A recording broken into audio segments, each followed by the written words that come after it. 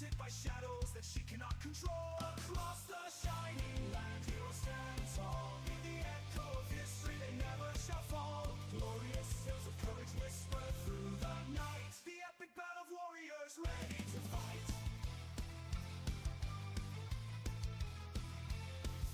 The dwarf flowed with rage like a curse on the gentle king of Hammer, his universe. Mighty Hamlet swings with justice on his side. In battle's endless tide where valiant fear collide. Hope with their wings soars high above the gray. Dedication to the patron night and day. And Daran his faith strong and pure like the sea. His prayers will heal all setting spirits free. Across the shining land, heroes stand tall. In the echo of history, they never shall fall. Glorious tales of courage whisper through the night. The epic battle of warriors ready to fight. Well, that just happened in the realm of lore. Battles fought and legends born, stories they implore. Valenia, the ranger with her aim fierce and true. Through forests dark and new, she just what to do. Across the shining land, heroes stand tall. In the echo of history, they never shall fall. Glorious tales of courage whisper through the night. The epic battle of warriors ready to fight. The sorceress stands with magic so sublime. Her heart fierce and forthright, bending space and time. A mark of death sits upon her tired soul, haunted by shadows that she cannot control. Across the shining land, heroes stand tall. In the echo of history, they never shall fall. Glorious tales of courage whisper through the night. The epic battle of warriors ready to fight. The dwarf flowed with rage like a curse on the gentle king of Hammer, his universe. Mighty Hamlet swings with justice on his side. In battle's endless tide where valiant fear collide. Hope with their wings soars high above the gray. Dedication to the patron night and day. And Daran his faith strong and pure like the sea. His prayers will heal all setting spirits free. Across the shining land, heroes stand tall. In the echo of history, they never shall fall. Glorious tales of courage whisper through the night. The epic battle of warriors ready to fight. Well, that just happened in the realm of lore. Battles fought and legends born, stories they implore. Valenia, the ranger with her aim fierce and true. Through forests dark and new, she just what to do. Across the shining land, heroes stand tall. In the echo of history, they never shall fall. Glorious tales of courage whisper through the night. The epic battle of warriors ready to fight. The sorceress stands with magic so sublime. Her heart fierce and forthright, bending space and time. A mark of death sits upon her tired soul, haunted by shadows that she cannot control. Across the shining land, heroes stand tall. In the echo of history, they never shall fall. Glorious tales of courage whisper through the night. The epic battle of warriors ready to fight.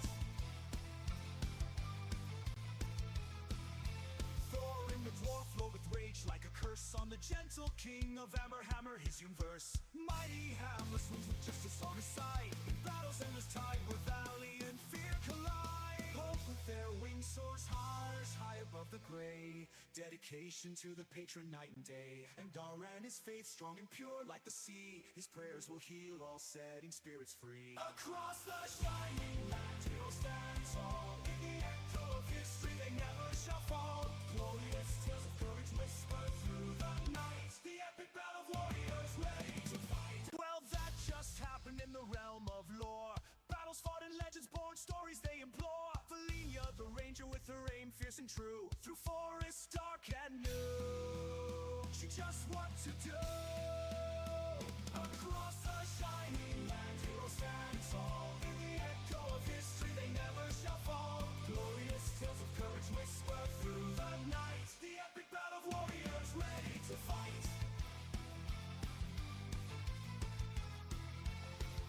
The sorceress stands with magic so sublime. Her heart fierce and forthright, bending space and time. A mark of death sits upon her tired soul, haunted by shadows that she cannot control. Across the shining land, heroes stand tall. In the echo of history, they never shall fall.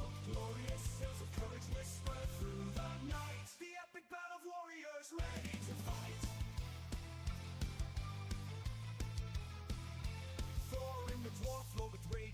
curse on the gentle king of Hammer, his universe. Mighty hammer swings with just a song aside. In battle's endless tide where valley and fear collide. Hope with their wings soars high above the gray. Dedication to the patron night and day. And Daran is faith strong and pure like the sea. His prayers will heal all setting spirits free. Across the shining land he'll stand tall. In the echo of history they never shall fall. Glorious tales of courage whisper through the night. The epic battle of warriors ready to fight. Well, that just happened in the realm of lore. Battles fought and legends born, stories they implore. Valia, the ranger with her aim fierce and true. Through forests dark and new. She just wants to... So that's why mimics aren't allowed to unionise. Hi everyone. That's what I thought. Happy Sunday. Sunday? Saturday. Saturday. Shut up. I know what day it is. Do you? Yeah, I haven't quite mastered that whole 3-day thing yet. It's a day that ends in day. It's fine. It's another day I'm not drunk, and I don't know why. So yes, the more awake of our audience may notice that the assassins once more have failed. We are back. Yeah. And minus a Morgan, but that's okay. I have accounted for that, and time-wise, that's perfectly fine. This is a bit more of a, well, we'll see. Morgan is represented Now then, by. who am I going to pick on? Morgan is represented by Pillow behind Tim.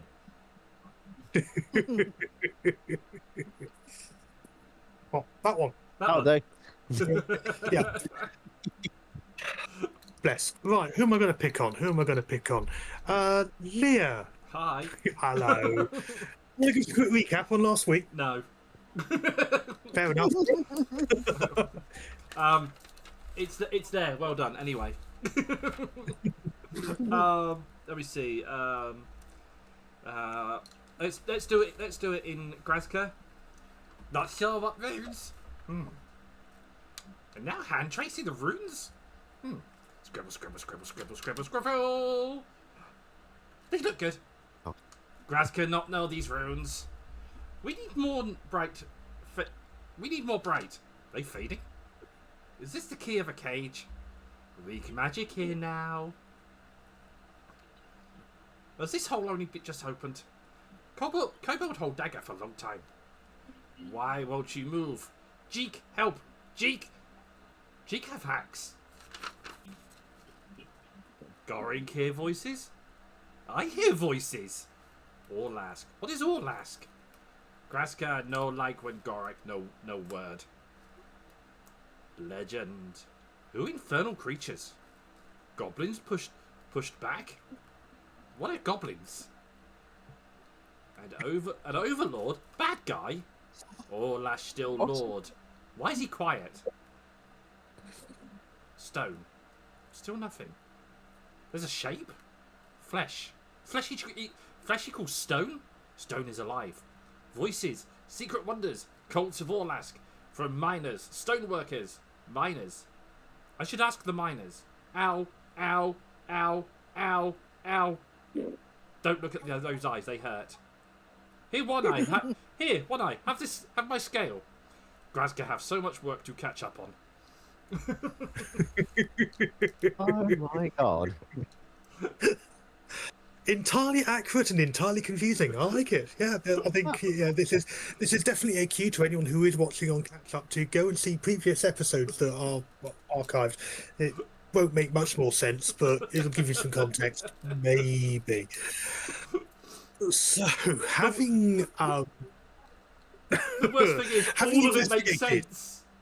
It does. If you know the rest of the context, which is like the best kind of prophecy, except in reverse. You sort of,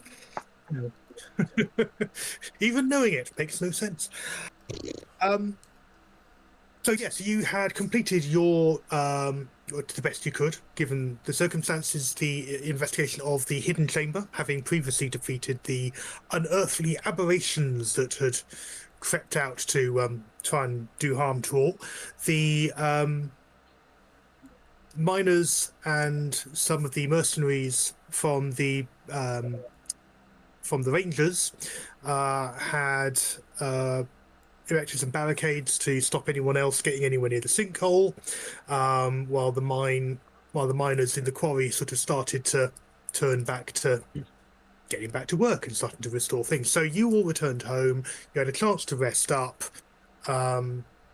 You reported in to Facet about what you had encountered, and he has asked you to further investigate.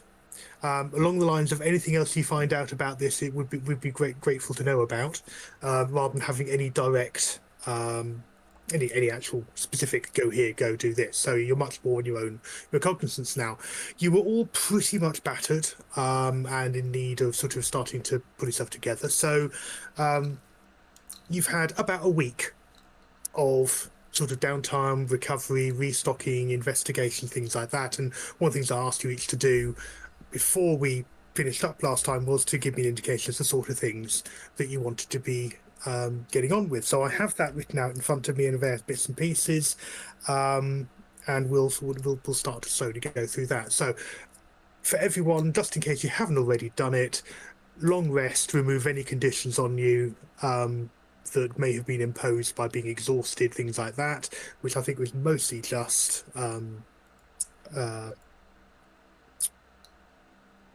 Zeke. So he'll be fine. Zeke has, for most of this week, been off actually visiting the Rangers, partly to get some weapons training in, practicing with the new purple bladed great axe that you had retrieved from the cave, and has also been making inquiries about cockatrices and where they might be found and things like that. So that's largely what he's been involved in, and sort of various conversations as you've got together back in the evenings. The kind of the gist of it is that cockatrices are sort of one of those relatively common pests, is what they're largely seen as. Largely because most of them, especially if they're immature, if they peck you and you do get petrified, it's not permanent. After a while, you will recover. So generally, they're seen as a thing to avoid. They're not the most common thing, but it's not an unusual sight to encounter cockatrices out in the wild. Sometimes to find nests of them, things like that. It's certainly, they're more common than the more civilized lands that you've been in, and so it's that sort of thing of miners and explorers are aware of. Sometimes people will have various charms and periaps or potions that help with recovering from these things, and there's always stories of people who've disappeared, and it's that assumed of either they've fallen in a ditch or they've fallen into a lair of cockatrices and basically are now sort of trapped in a purgatory of being made of stone, recovering, and then another cockatrice baby pecks them, and it's that sort of up, down, up, down, up, down, up, down. And that's something of a bit of a running joke, where people say, oh, what happened to our one? Oh, we probably went to play with the cockatrices. So you kind of pick that up as a general thing. So that's what Geek has generally been up to, effectively doing research into them.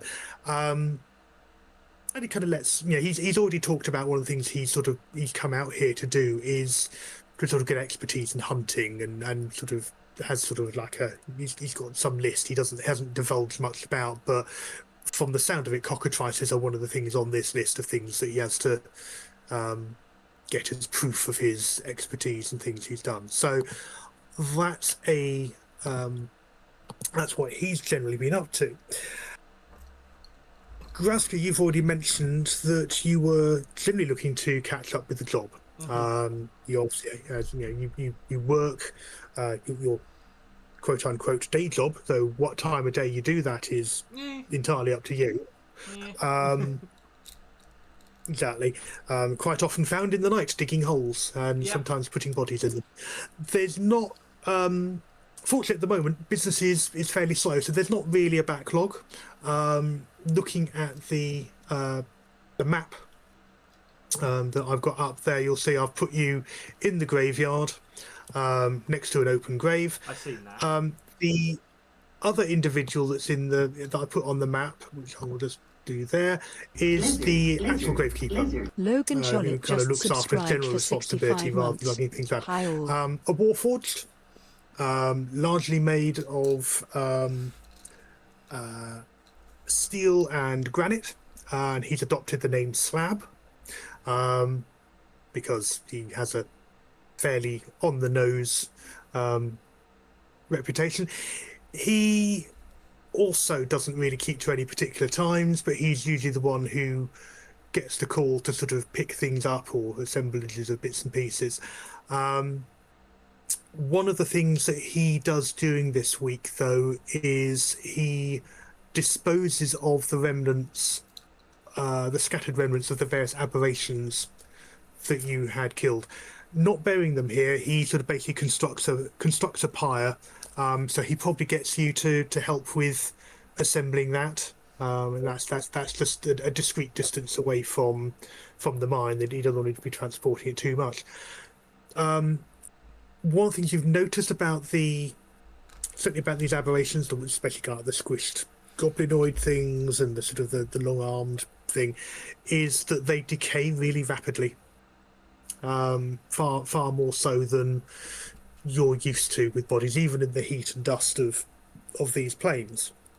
And a peculiarity, apart from that I'm not going to make you roll for because you're quite perceptive anyway, is that of the more humanoid ones, several of their internal organs seem to be made of stone. So, for example, the creature with the sort of the very fluid tentacle arms, its lungs are actually ossified. The goblinoid, the sort of the squished together creatures, there's like one of them, sort of a couple, the bones in its arm are stone, or there's another one where its teeth seem to be made of stone. Whether you investigate further on that is entirely up to you, but you did also say that one of the things you wanted to look at was related to the goblin, to the kobold tribe and things like that. So I think what I'll do is I'll being mark involved in all down. that doesn't take all the time. Yeah. I'll mark down like each of the mark down. Yeah, I'll mark down each of them that is like, this has like stone lungs. This one has a stone. Like the bone has been turned to stone, etc. etc. And then I'll pass that on to the sheriff person. Okay. But it's also in my little scrapbook that I'm taking notes in. That's also my spell book. But it's just like this scrapbook of things that I find interesting, that definitely need writing down. So it's all these like little bits and pieces. But at the same time, I write next to it, transform body parts into stone ? Yeah. Okay. And certainly, as far as you're aware from obviously when you were fighting them, these transformations, these alterations, don't seem to have affected them in any way. So, you remember the long-limbed creature screeching and chattering. So obviously it was able to breathe somehow to be able to make the noise. Yeah. So yeah, there's well, yes, noting it down, everything else like that.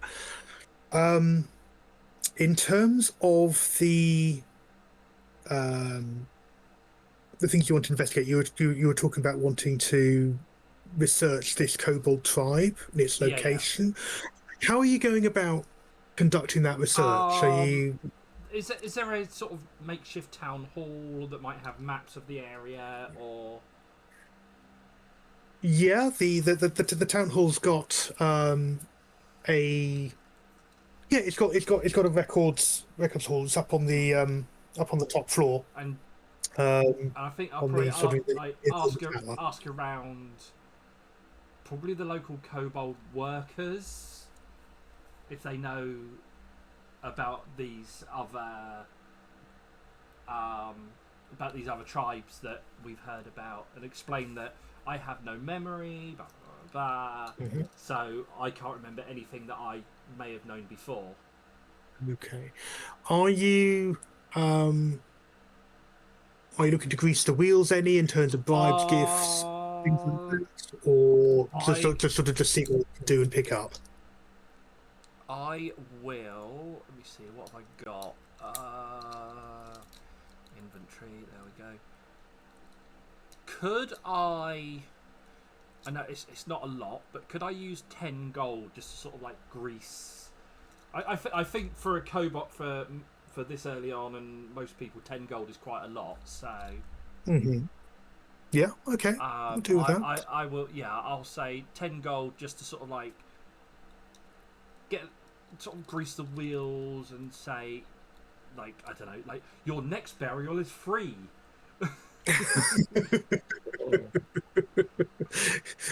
You're going to offer frequent flyers at this point. Die 3 times to get your fourth burial. Because it's that whole thing of I know how often miners die. It's that, Okay. you're, and I'll be like, yeah, your next accident where someone dies, we're gonna, I'll offer you the burial for free. Okay. Fair enough. Right. So your main focus is it going to be? It's going to be the kobolds, The mage rights, kobolds, yeah. miners. Right. Okay. Right. Let's make an intelligence check for me with a +1 bonus. Intelligence check. Do you want to save? Yeah. No, an Or intelligence check. just So an D20 intelligence. plus your intelligence modifier, Right. So it's that one. and then add 1 to that. That one. Where's my roll 20 gone? It's that. So that is a 4. Wow, that was really low. Ah, Of all whoops. the roll, that's my best stat as well. Well, the good news is that you actually got a fair. You'd actually got some fair stuff earlier, so you don't gain anything particularly new. But I will go back over what they'd already told you, if that helps. Yep, that'll help. All right, give me a minute.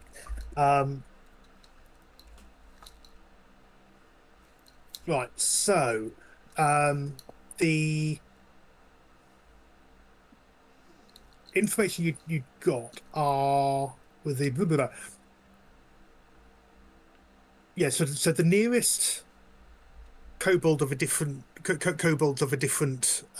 lineage and background are in warrens in the Grey Wall Mountains that are to the south, about some 30-40 miles away. Yeah. Yeah. They're usually peaceful, but sometimes there's grudges and rivalries and stuff like that. But the big clincher had been obviously about the giant bats. Yeah. And the name of the clan who are particularly known for using giant bats for transport and for for raids are known as the Komazdal.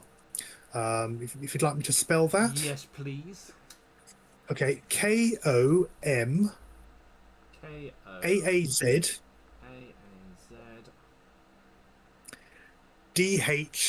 DHAAL. And their warrens are in the Skomaz Valley, and that's spelt SKOMAAZ. We're loving the double A's here, aren't we? Oh yeah. Well, bear in mind how long their jaws are. Lots of gaping back. Skomaz. And as they said that clan had been noted as being particularly quiet recently. Okay.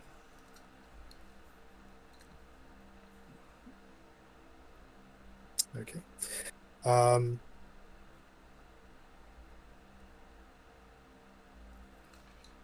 And yeah, and that sort of that generally has taken your time between catching up with work, doing that research. Is you've managed to have a very rough. You've probably got a very rough map showing its case of follow the road Yeah, yeah. south about 20 miles or so, and then basically hang it's sort of along the lines of about 20 miles, and then hang a left at the river crossing, and head towards the sort of the valley you'll see in the distance. Keep going.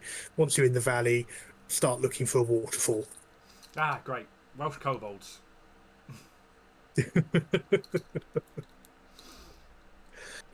Yeah. Okay. No That's worries that's cool. That's cool. Okay. Ariana, you had said you were particularly interested in going to talk to Tashka, but also more general research um, on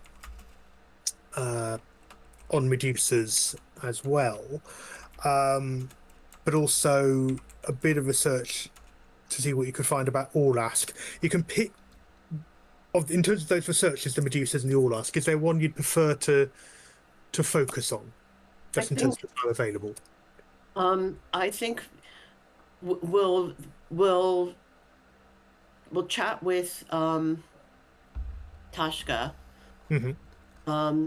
Rather than going off and extensively researching Medusas, I'll have that chat because that won't take a week. Mm-hmm. Yeah. And start up that dialogue. Okay. And then it's the Orlask thing, because I think that's more relevant to what we have to do now. Okay, fair enough. We can have a look at that. So in terms of Tashka, when you track her down, I think I say track her down. It's not that difficult, but when Well, you give me her address. yeah, I know, but she's not necessarily there all the time. She's out and No, about right. doing other bits and pieces, so you're not necessarily going to find her at her home. Just send her a text. I think. Where's my note gone? There it is. That's what I was looking for. But what text stands for is telemancy, extended X-ray talkies. Sure. I have no idea. I can't think of something that begins with X. Fine.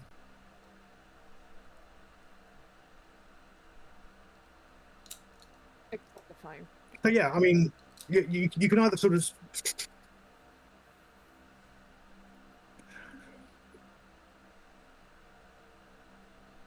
do you want to try and find her specifically at her home, or just sort of do it on the basis of sort of like a chance encounter type thing? No, I'll go and try her house. I'll go and visit. Because I said, if we've got a whole week, this is. Okay. You know, I go to her house. If she's not there, leave a note. And the, plus she spends, I know she spends time at the city hall as well. So those would be the first two. And if Okay. all else fails, I'll leave a note for her saying, hey, look, I'm around this week. Can we grab a drink or or something? Can we have a chat? Okay. Yeah, as previously, she sort of lives in sort of on the edges of the kind of the eastern edge of the kind of the of the town, and it's sort of in the shadow of the giant red rock and sort of some old tumbled ruins. They look, it's ancient, sort of. How's best to describe? Sort of like the in sort of New Mexico, the kind of the caves that had been lived in, and sort of like the stones are sort of assembled and very sort of you can make out the make out the layout, and some bits of it are a little bit more more intact, but it's very much a case almost like where whoever built here had taken advantage of the rock spaces and then kind of built into them.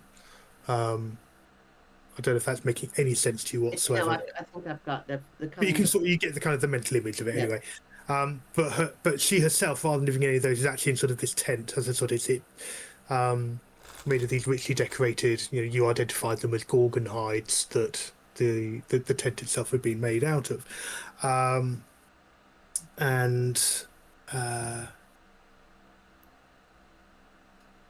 yeah, she sort of, she sort of recognises the approach, and there's that sort of that that kind of cordial. Oh yes, welcome here. Sort of do come inside. Come take a drink. The sun's overhead and it's sort of beating down a bit, and she's sort of got some various arrays of things. She's got some juices and water. Big ewer of water with ice in it, and sort of sat there. She's got a couple of scrolls open on the table. She sort of rolls that shut as you kind of as she brings you in. You hear the excited sort of clucking and chittering of the of her pet cockatrices in their cage. Sorry, no, not in their cage. They're out of a cage, but they're kind of leashed to one of the tent poles. Sort of just a metal ring secured to that. And she sort of casually throws them a sausage or something off the table for them to sort of peck and scrap over to distract them as you're coming on, and sort of gestures to a table. Says, "Yes, well, good to see you. How are you finding the area?" It is very interesting. It's been quite the excitement for if you like our little team of hearty misfits. But we have found people in general to be friendly and helpful, including yourself, and Interesting. and it's lovely. It's genuinely, having been brought up within the Silver Flame and being the only person with snakes on our head there, and being, in all truth, feared and to some extent, and certainly making people uneasy. It was quite exciting for me to not only meet someone such as yourself who shares our sneakiness, but also to be so respected and frankly powerful, which is something I was never led to believe we could be. And so, not having had the company of others like us, I wanted to take this opportunity to have an informal chat. And I mean, for example, I had never, ever on purpose in anger used the gray gaze until I met up with the rest of our team and got attacked by bats and kobolds and various other creatures, and was quite surprised to discover that it's not as permanent as I was led to believe.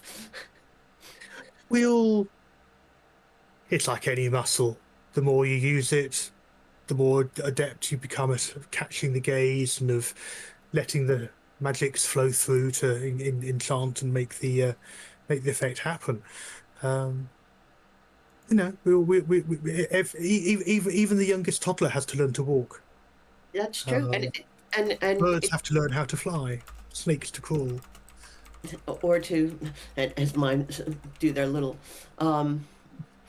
Yeah. I'm afraid I have no poker face because Fred, George, Sam, Adrian, and so forth do tend to reflect my emotional state. Not so unusual. And again, depending on the path you choose to go, that may be something that works to your advantage. You bear instruments, you play, and who's to say that actually having that joyful or reflective response by the snakes on your head actually enhance your power to sway people, to sort of to sell the truth that you are singing or that you are playing and divulging. We all variously find different ways. Mine is one of restraint because I am here as an envoy, and I am Yeah. aware of the aware of the effect. So I carefully choose how I work through life. The Queen Sheshka, sent me here, and so I reflect and I represent my people investigating this new endeavor. That's good to know because, I mean, I'm not trying to freeze people forever anyway, so it was actually quite a relief. But that's why I wear these glasses to avoid, well, for one, because the Silver Flame told me to, but also, whilst I'm still learning, to avoid accidentally, you know. And I think there is something admirable in the approach of the Silver Flame as it commonly is among general folk here, rather than being the crusaders that they are so feared of by the shifters and those who felt their wrath. It's coming from a place of looking out for their common people, for the people who can't defend themselves. It, in and of itself, is an admirable thing, the self-sacrifice that they show, and in terms of their long-term origins in fighting the Daelkyr and in throwing back the overlords, there is something there of that commonality. And they, we can live and let live. By and large, they treated me very well. They were nervous about me because they kind of see us, our people, Medusans, for example, as a monstrosity or an aberration. But apart from being nervous, they were kind. And I think that's the thing that you will need to balance for yourself while you are here in these lands. The Five Nations are looking westward to us for the new opportunities, as much as they might claim that they are not. In the same way, we look to the east. Peace benefits us all. We don't want another war. Not, endangers everyone.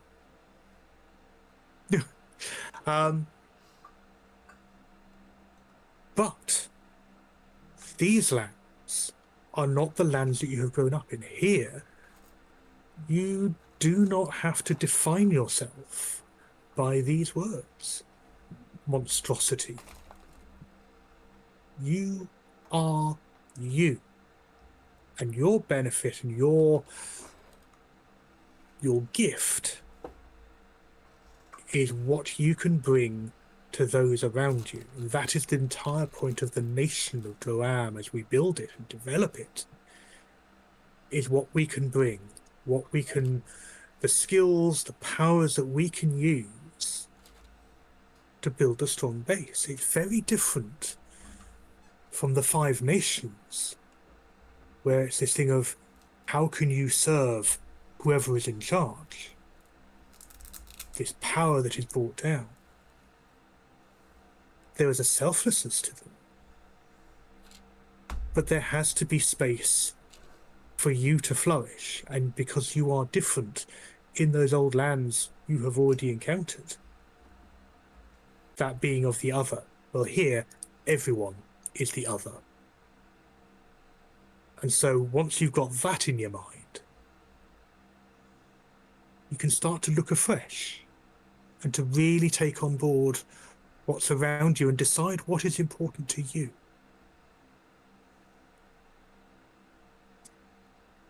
I came here to seek audience with the magistrate. I'm not in charge, but I represent my queen. I came here looking for opportunities to engage with House Orion about this new lightning rail, amongst other things. Looking at trade opportunities with merchant houses, with merchant troops. This border's very porous. Smugglers are everywhere. There always have been, always will be.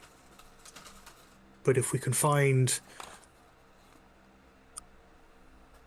and make deals with those who have an infrastructure, with those who have reached to far-off markets, then everyone wins.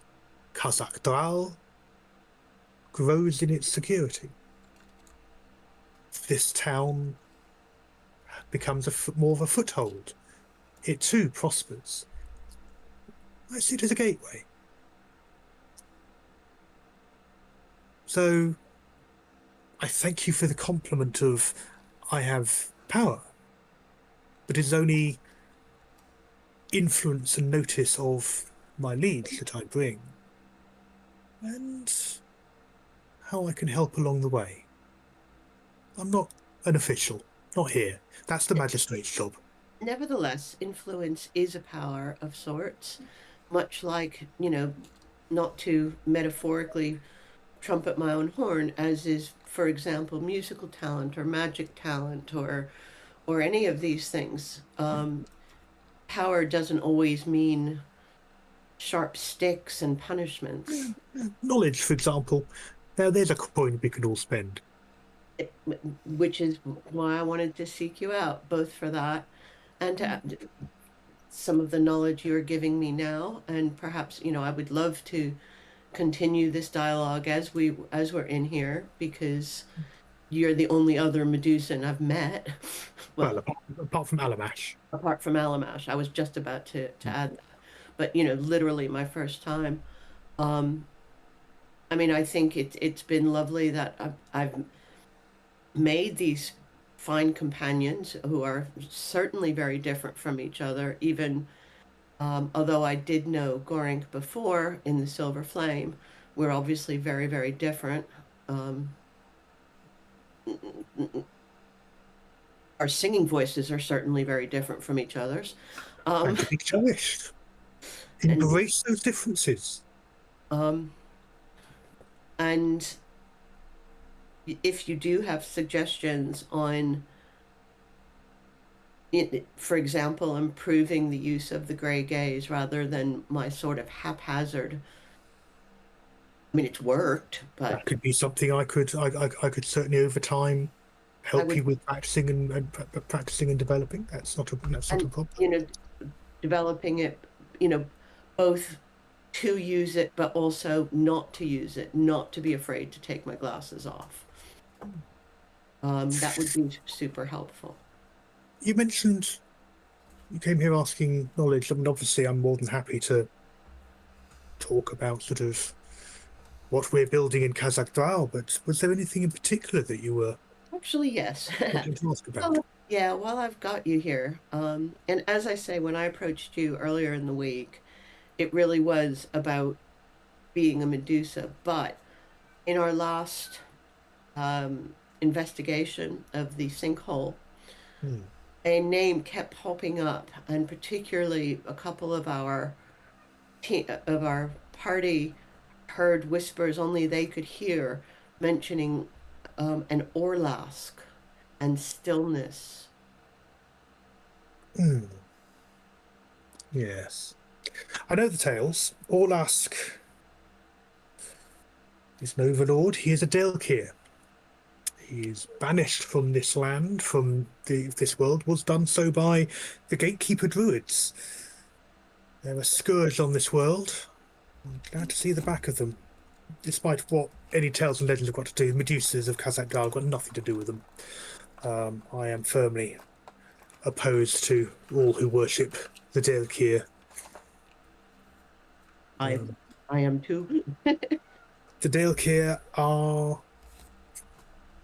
devils, demons, infernal offspring of the great dragons who formed this very earth, and the legends of the time when they ruled this world are, well, they'd shrivel the snakes on your head. At this point, the snakes kind of wrap themselves around and it's like places if you're ever in a place and you start seeing buildings made of dark blackened glass that seems to have a glow within it, then you're somewhere that was touched by the demons. It is demon glass. It contains the facets of splintered demons that were driven out by the silver flame. The remains shattered and still found. I'd say look out for the demon glass, and that's where you'll know where devils have had their haunt. Yeah, that sounds like good advice. The members of our party who heard these whispers, they seem fine now. A little shaken up by having heard whispers no one else could hear. Are they in any additional danger from? Well, I think it depends on how much they listen to them and whether they start talking back. Like anything, you start a conversation, and that's a two-way street. There are, I hear, cults in the area, and particularly these areas of the plains and the mountains, of those who begin to hear the stone talk and offer wisdom and advice and enter into pacts, sometimes willingly, sometimes slipping into it, and that's then being snared by the voice that lives in the stone, which is all ask.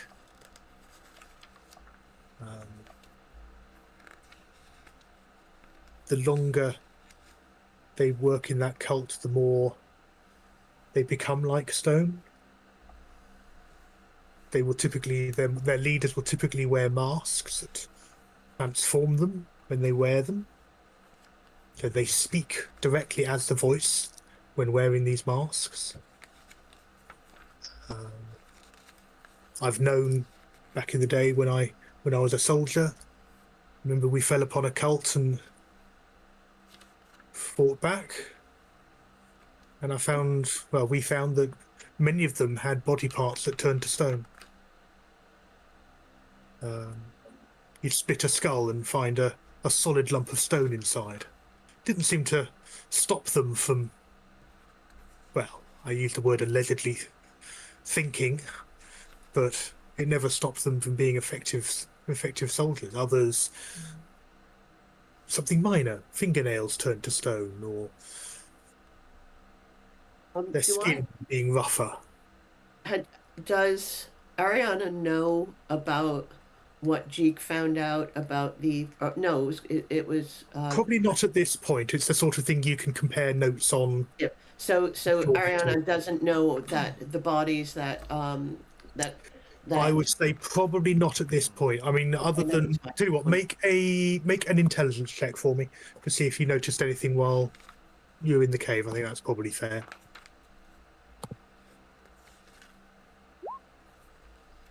Oh yeah, okay. Yeah, you actually remember having a very clear image of you're sort of seeing sort of the broken. Yeah, you probably saw sort of one of the bones be lopped and actually seeing sort of a stub of stone sticking out of one of the arms of the creatures that had been smushed together.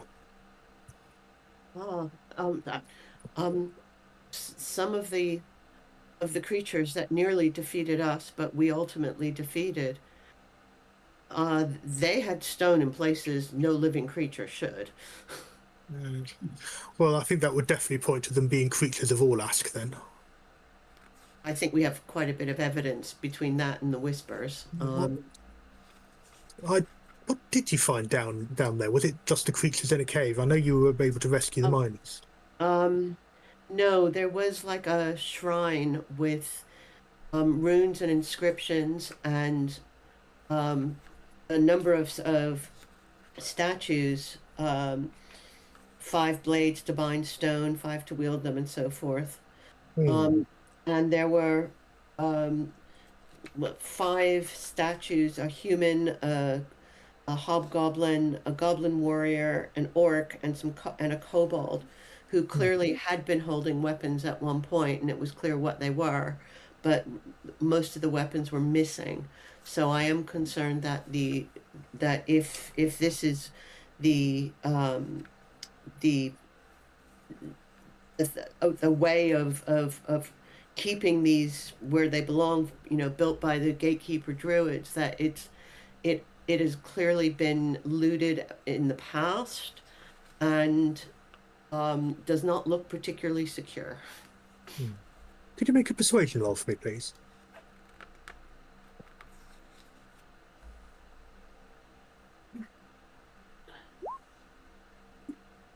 Okay. You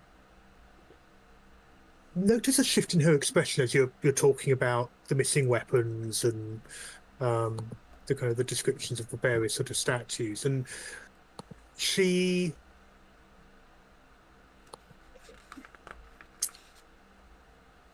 pauses. She stands and just sort of, come here. And she pulls sort of a cloth, sort of silky cloth, away from the lid of a actually really quite ornate, well-made chest. Takes a key from the belt, unlocks it, and opens the lid to reveal, in the sort of the velvety sort of cushion inside, a very plain, brutally made appearing purple bladed longsword.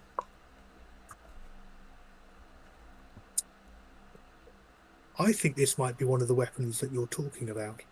My people discovered it shortly after we arrived in Kazakh Dral. When I was sent here as envoy, we thought it would be a fitting gift to bring this back to the lands it had first come to. I didn't know anything about the background until now. That's the same metal as well as Percival's dagger, which I suspect was also from this.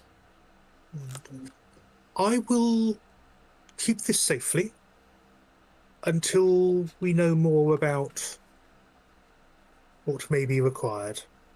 I'm not going to just hand over a weapon. No, of course not. I think No.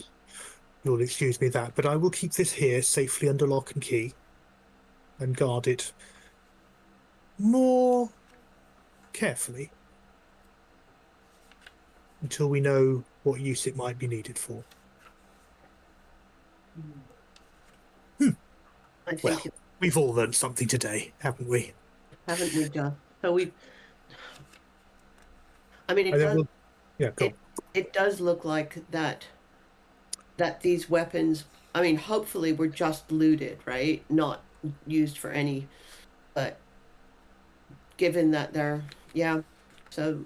Okay.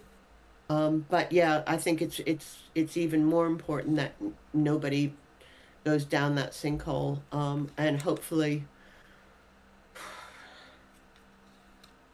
yeah. I mean, maybe that's for wiser heads than myself to decide what to do with that. And we'll draw the curtain there on this particular bit in terms of the relevant information, but certainly in terms of ongoing conversations and things like that, that continues on. I'm just sort of making certain I get round to everyone. Yeah, absolutely, 100%.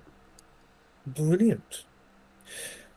Total change of pace. One eye. You were mostly sort of looking at things about kind of restocking, possibly upgrading the bow, things like that.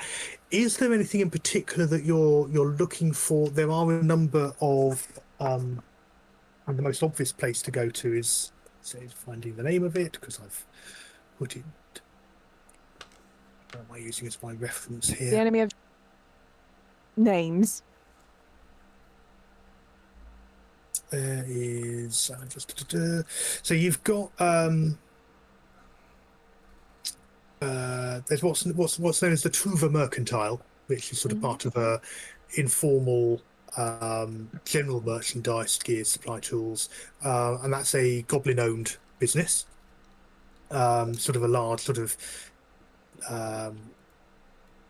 large general store. There's no other way to describe it. Massive, great tent.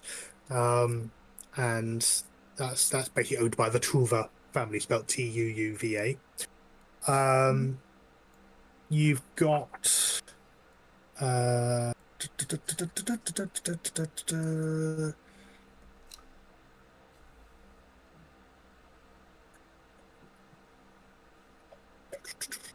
Possibly you might want to talk. Well, House Orion in terms of their importing things. It might be worth seeing if they've got anything in there. There's then there's the Anvil, which is where you got supplies last time, and that's owned by Jury, who's a human, and Beleth, who is, judging by the sort of wolfen cast of her features and the hair, is a shifter. And those two women own and run the Anvil, and that's much more your kind of smithcraft, armor, weapons, things like that. And it doesn't take you long of keeping your ear to the ground, which says double checking your passive investigation, to hear that not only do they stock stuff, but they're actually fairly good at enchanting their own stuff. They will actually make they do actually make stuff and enchant it. So that's an option. Could you make a persuasion check for me, please? Persuasion. Fucking hell, 8. I used up my good rolls last session. That's fine. That's all right. That's useful for me for a couple of other bits and pieces. So one of the other bits of information you hear, though you haven't tapped into it yet, is an interesting snippet about the Crown, where you are all staying. With the seasoned eye of a career criminal, you become aware that there's a fair amount of under-the-counter trading taking place. The Alamash seems to be sort of at the centre of a web of various disreputable people who turn up with things that might be a bit bloodied or have a few holes in it, and she'll take things in and they'll disappear under the counter, and coin will change hand. And sometimes someone will come in and there'll be a conversation and there'll be a bit of information given out or something produced in a package and discreetly handed over. And because you know what you're looking for, you're starting to recognize that where you are staying also appears to be basically where most of the local bandits come to offload the stuff that they might have picked up while out in the wilderness. The Alamash fixes things for people and provides favors and asks favors and things. So in terms of that sort of, you were looking earlier a few days, when you first arrived, for signs of the criminal fraternity. Turns out you've been sleeping in the middle of it. But being newcomers, they just weren't sort of, obviously they don't advertise it, that's the entire point, but it's taken you a couple of days and into the week to suddenly go, oh right, hang on a minute, because you start seeing almost like a dialect version of the sort of the thieves' marks around the place and things like that. Because oh, hang on a minute, you sort of squint slightly and sort of look at it as slightly different angle. Oh, they do it with like a feather at the end, sort of thing. It's that sort of, once you got your eye in, and sometimes done with. So, for example, sometimes you'll see like a notch has been cut into a into the railing of a porch. In terms of those cuts, makes about half of the thief mark that you might otherwise do. So if you know the rest of the mark, now you know what you're looking for. You'd be able to, oh, that's a whatever. So it takes you a while to do, and it's quite a clever use of the environment to not be really, really obvious about it.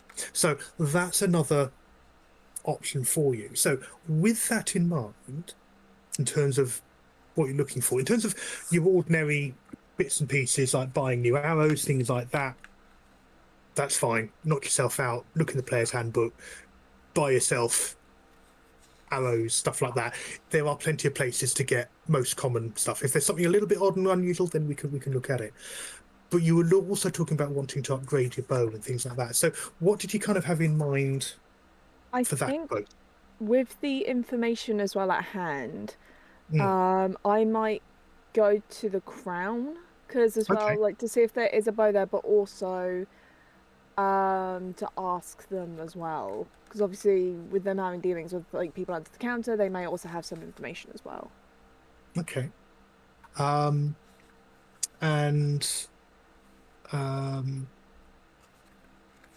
certainly, sort of, if nothing else, you're comfy enough there, and you're fairly sure that you're not going to get bounced out the door straight away. What's the sort of the gist of sort of the kind of conversation? How do you want to broach? In general terms, I'm not going to ask you if you want to role play it, so I'm more than happy to. But if you're not comfortable with that and just want to sort of talk about the approach you want to take, I'm happy to go either way. Yeah, no, I can roleplay it. That's fine. Yeah. It's gonna like kind of like come up to the bar and just like kind of slide over,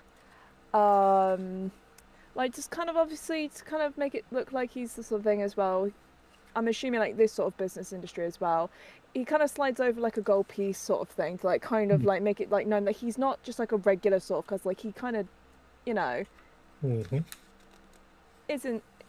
It's kind of like in the know sort of like, oh, there's, you know, slide out, so you can slide over a goal just for the time, just for like their time, Okay. Yeah. and just goes, so you know, do you have any sort of ranged gear that was sort of handed in?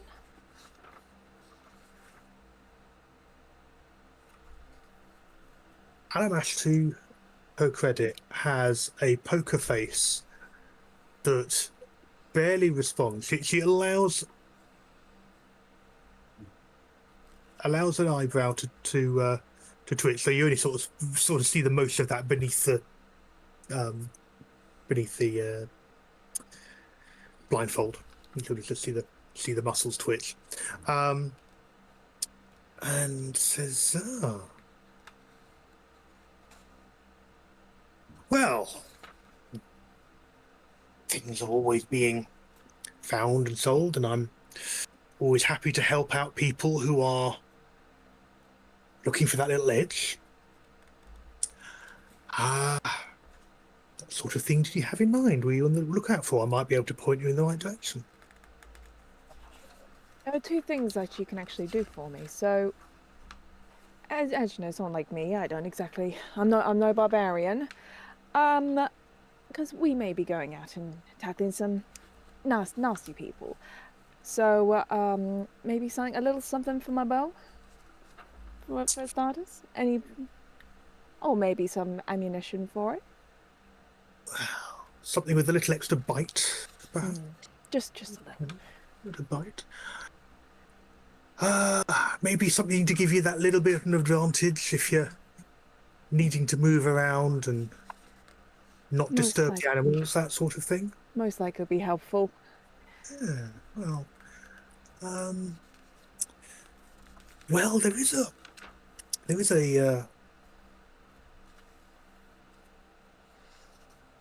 I think I might be able to do a thing. I mean, these things are quite pricey, but I'm sure we could come up with some sort of arrangement. What would you say to? I told you I knew someone who had a short bow that they were wanting to move on. They don't use it so much these days. Old family heirloom, that sort of thing, where they swear that it would fire and not make a noise, and would actually they could stay hidden longer if they were using it while hunting to pick off animals. They wouldn't notice, they wouldn't hear the sound of the bow, and wouldn't have to sort of keep free hiding themselves. Would something like that be of interest? It does sound mighty good. A bit too much to be true. You'd think, but then we're a land of people who are perhaps more focused on that kind of rugged, self-determining, self-sufficient approach, and anything that gives you that little edge is going to be sort of perhaps a little bit more common than things you might find gracing some royal armory, some, I mean, I'm not talking things that conjure great sort of invisible floating barricades or things, or Oh things. no. I mean, those sorts of things. You'd have armies sort of full of those sorts of things, no doubt. But something that might help with that. I'd say that's I could pretty probably good. could get hold of something like that for you. And in terms of ammunition, well, obviously, I mean, anyone can get their hands on enchanted stuff, and certainly Jury over at the Anvil could probably sort of pitch up with some decent amount. But what I could offer, again, just in that sort of that mind of that little last surprise, that little sort of that little extra sort of backup with just when you need it. I do have an old last chance quiver knocking around in the storeroom from back in my old hunting days. It's always that thing, you fire all your arrows out, and then just when you think you've run out of more, this one will guarantee there's always one more arrow. Well, I might have to put a hold on that. I don't exactly want to be owing too many favors. It's fair. I'll But go for the bow, but if I may, with that, because I know as well, you have a lot of people come in to hand in things, and you hear things, yes? I hear pretty much everything that goes on around here, one way or another. Instead of that, if I add in a second thing, I know it'll cost. Information is the most expensive of all. How much would it cost to ask about a certain group? I've been after them for a little bit, and they're around this sort of area, you see. If you've ever heard of the Covreed boys? Yeah, they're in occasionally. Yeah. Are they now? Any mention of where they might go? Well, they quite often range out to the north. They'll often sort of either go scavenging some of the abandoned the old towns out there. They keep joking about some phantom saloon that always has a drink ready for them, so they go quench their thirst out that neck of the woods. But they usually they usually come back. They usually have good hunting. They're not here very often, but I usually let's put it this way. I don't offer them credit. Good But they abide choice. by the rules of everyone else when they're in town. They keep it simple. They don't escalate. And so we all just get along. And if someone does get out of hand, well, they can take their jewels outside. If it's outside my doors, I don't care. But in here, peace is kept. I see. Thank you for the information. How much will that be? Well, you see, a silent bow would, if you're looking to buy one new, would probably cost in the region of 100 crowns, but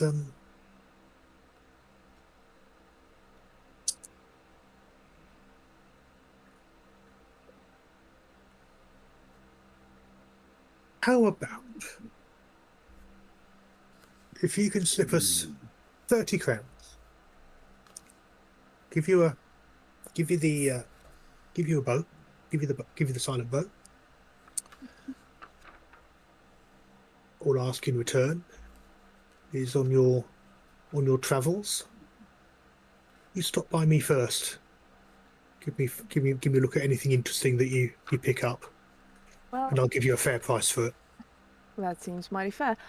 Well, I do have one item that I may be able to maybe sweeten the deal a little.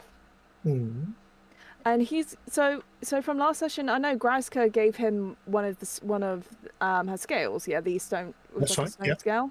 He's actually going to pass that over. That's fine work.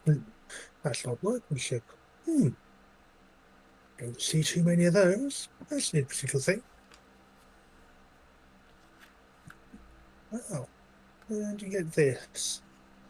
No, sorry, I don't need to know. That's a lovely little bit. It's not often you see things that are relics of battle that are things of beauty. You know what? Let's call it 25. 25. Yeah. Sounds like a mighty good deal. I'm happy to remain in business with you. Fantastic. Well, here's to a long and productive thing. Coin always speaks loudly. That's what we're here for. Pleasure doing Must business be with the you. same language. So, crowns is gold, right? That's right, yeah. Okay. So, what I'm going to ask you to do, I'm just going to double check the If Grazka name of the thing. if Grazka hears about this, she's going to get grey gaze used on her all the time now. I know, right? Who knew that the Graska's scale would actually come in handy? 5 gold a scale. She's got loads of scales. See, what I did wasn't terrible after all. Where's it got? Let me just double check. Further implementing that Graska is his new favourite. Just because of money. Literally, free food, a scale. Does this make Grazka a prostitute because you sold part of her body? Oh god. Wait, does that make one-eyed Graska's pimp or something? Wow. Oh, What does that make Ariana, who oh no. Oh no. I feel like we're doing like something illegal. Well, I mean, we technically he's doing something illegal with this underground trading. It's not underground. It's in a bar. It's even worse. So we're selling you out to a bar. It's fine. Beats digging holes. I mean, it doesn't, because digging holes is fun. I feel like I'm digging myself a hole right now. You really are. Give me just one moment. Where have I put the thing? Oh. God damn it, where's the item gone? Oh, that's not it. That's not it. God, I looked this up the other day and now I can't bloody find the thing. Give me just one moment. That's not it.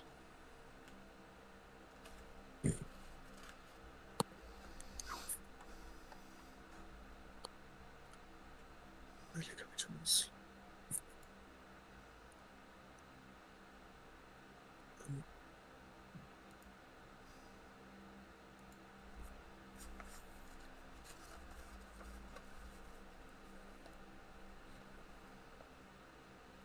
Right, so let me just double check. If you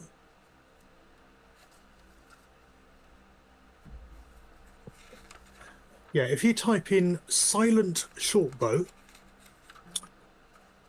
that should give you an item that you can put in. Come on, D&D Beyond. Thank you. Silent. What was it? Silent. Shortbow. Silent shortbow. Found it. A silent shortbow. Silent shortbow. I say. When did Sean Connery enter this conversation? Ah, yes, a silent shortbow.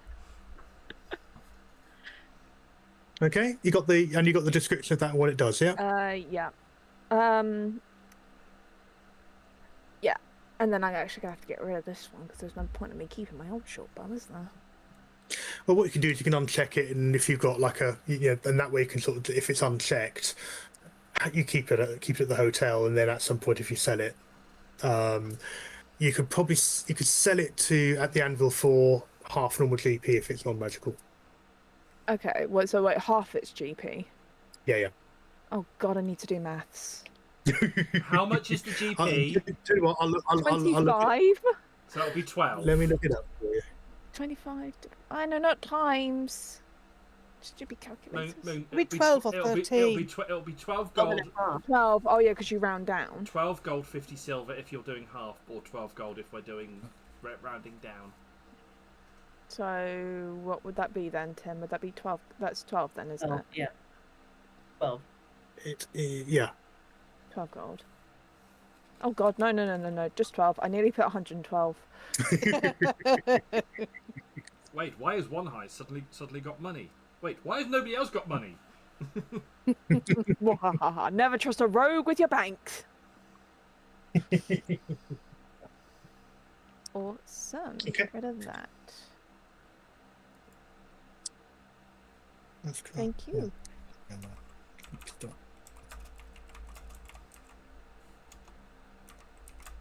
Okay. So yeah, so your week basically spent with that and sort of getting the lay of the land. You're able to find that kit, and congratulations. Gorink.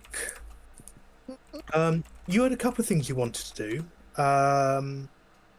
around research. One of them was to do with tracking down Seth, and the other one was to do with the mine. In terms of in terms of research, which of those do you want to put as your majority focus? Seth. Okay. He seems to have disappeared. So in terms of kind of looking for him, what kind of methods are you using for trying to track him down? Just asking. He didn't turn up to work, so. Okay. I'm just going to ask the miners and ask his mentor, printer, his master, and if they don't know, ask for his address to see if I can find where he lives. So they give an address in the tent in the tents down that on the eastern side, and so I'm just looking for something, and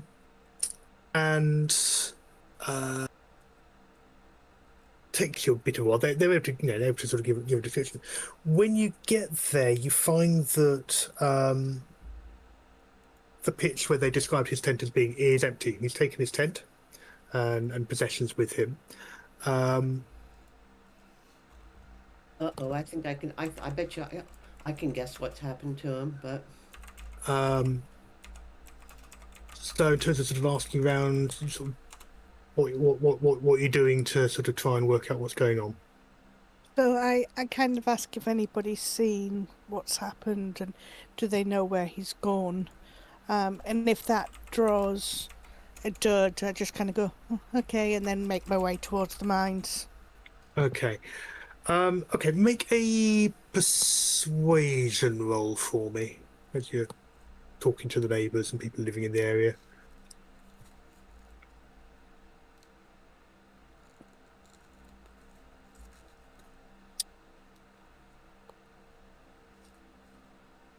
Okay, not too bad. By chance, you don't find Seth, but you do find Chash, the hobgoblin who had been leading the operation and that you rescued from the stone. It sort of seems quite sort of taken aback to have seen you. So, are you okay? What are you doing around this neck of the woods? Big, bold, mighty adventurer like yourself. And say, oh, I thought I wanted to catch up with Seth and find out a bit more about these voices he said he keeps hearing, because, it's just a bit weird and most people don't hear voices, so I kind of just wanted to check in and see what I could find out. Don't know much about voices. That sounds a bit odd, but while you're here, you've saved me a job. Saved me a thing. I'm leaving town. That whole experience was just awful, and I can't do it. I made a promise to your strange, weird-faced fighter person that I'd I'd give you what I was using to clear the Okay. stone. I've had a chance to get it sort of detached and in its dormant state now, but she kind of reaches into a bag and pulls out this what looks like a torque, but made out of Okay. stone. It says, "This is a quick stone whisperer. If you tune to it, it will allow you to manipulate soil and earth and change the state of quickstone. I use it to sing to sing the stones to make the mining easier. I After that, I don't want anything to do with it. I don't want anything to do with the stones. It's a symbiont creature, so it won't do anything until you've spent time getting to know it. But if you or your party, I said I did promise it to your pale-faced man with an axe, but maybe amongst yourselves you can find someone who will make use of it. But as a thank you for saving my life, I'll give it to you on behalf of the adventurers. I'm getting the next stagecoach out of town. I'm gonna head on to Grey Wall and see family.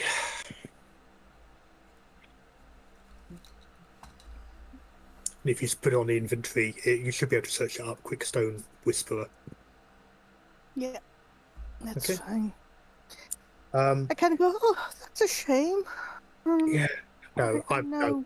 that was just so horrible. In terms of Seth, I know he's got folks out in one of the farmsteads about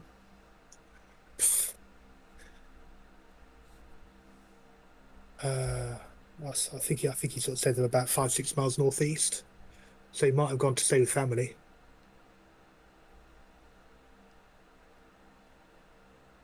Okay.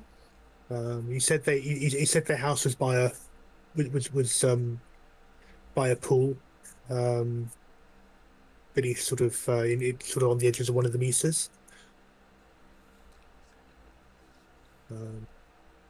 Yeah. Nieces. A mesa, rock formations. Do you not know a Misa? Okay. Misa Jaja Binks!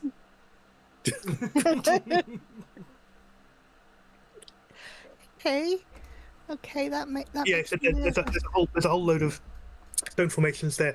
They're formed by wind and the weather, but largely by the winds out there, and they're quite strong. And he said the stones used to sort of, the sound of the wind through the stones used to make sort of all sorts of weird noises, sort of almost like it was singing, and they used to be lulled to sleep by ages.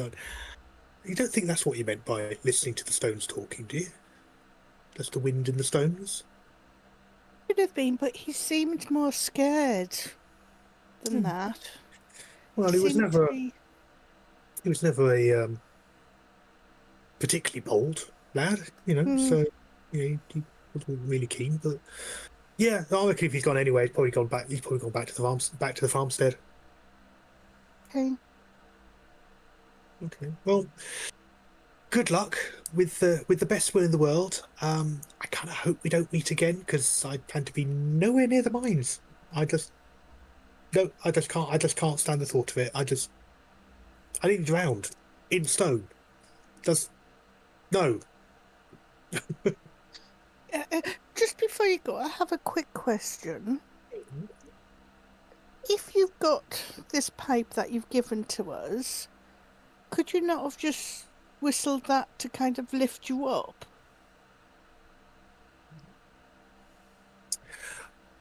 I could solidify it, or I could set it, or liquefy it. Well, it was already semi-liquid, so I was drowning in it. If I'd solidified it, I'd have been crushed. Right. Yeah, it's great for those who are molding it. They can mold it into the shape it needs to be, and then set it. And that's how some of the beautiful carvings and carvings and moldings around the town have been made. We've got the quick stone brought out in the pails, sung it into this more malleable clay, for lack of a better word, and then able to sing it into, then solidify into that final into that final shape. And that's how some of these lovely sort of moldings have taken place. They've not been carved. We've literally sung it into its final shape.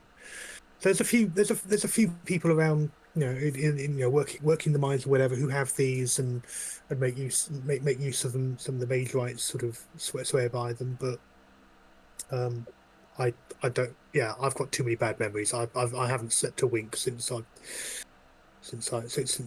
happened, and I'm going to go and stay somewhere very far above ground.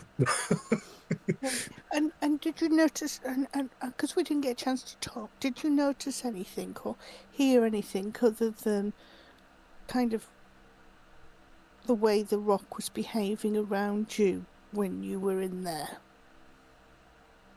What do you mean?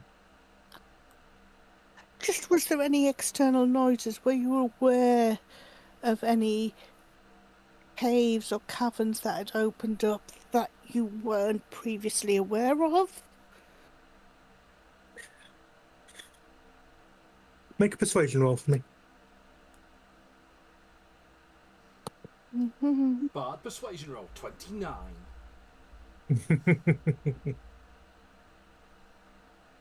19.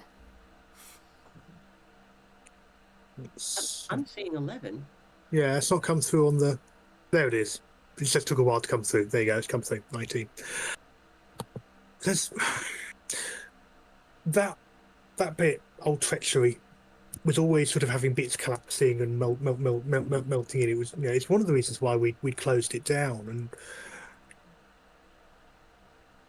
there's always hidden voids that were opening up and people getting injured.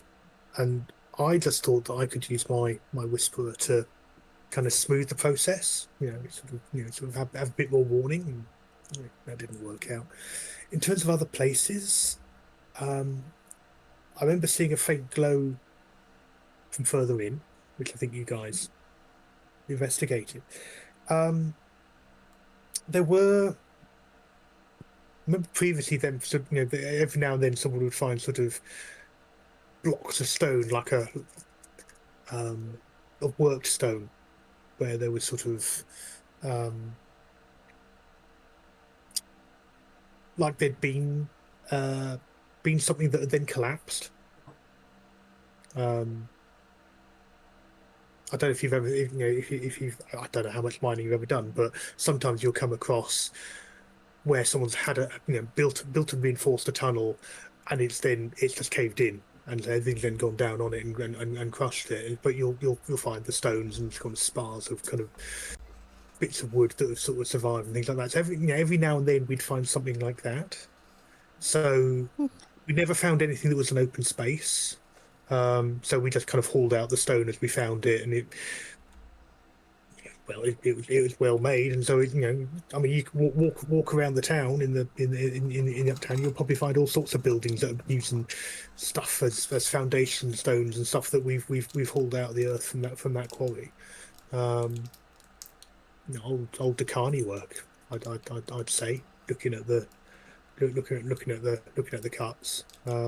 Really old stuff, but so long buried and so long collapsed that what they were before, I don't know.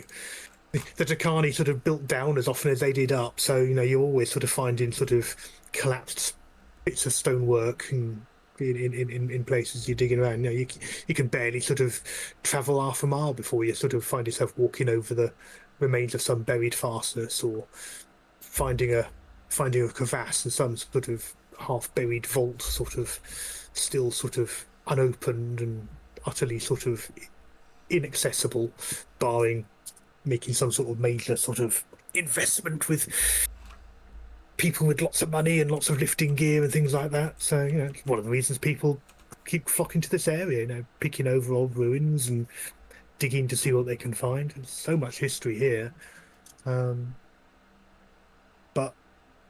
mostly rock and ruin. Anybody seem to take any weapons or discover any weapons? Oh, no, we'd have all have heard about that. No, nothing like that. No, it was all sort of old stonework and splinters and crushed bits and pieces, all mixed in with all the rest of the rubble and and stuff. No, no. We'd have been gossiping like no one's business if anyone had found anything actually valuable down there.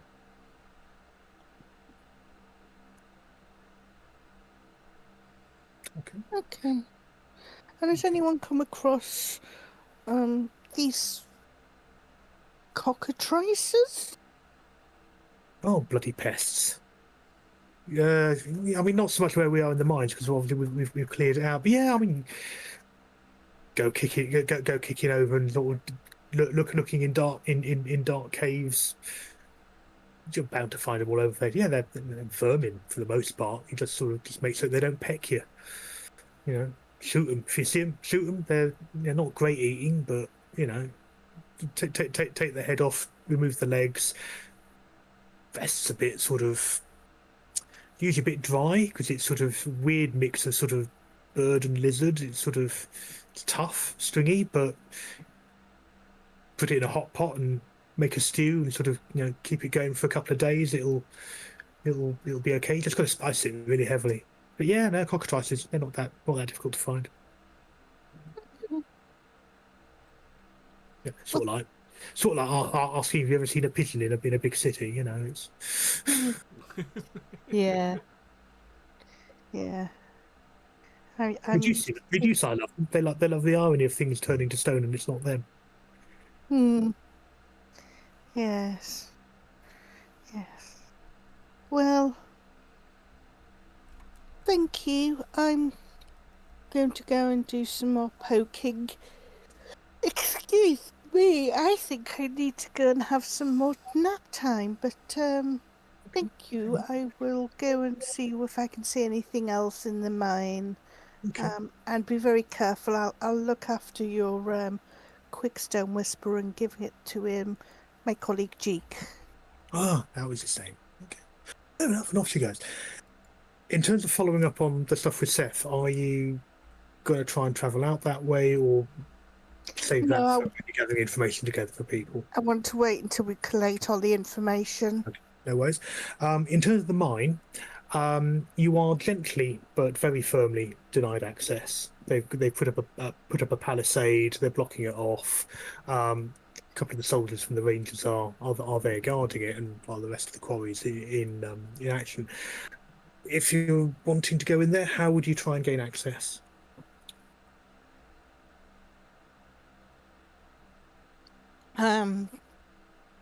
Maybe kind of flash my sheriff warranty thing and say I need to do some further investigations. Okay, make a persuasion roll.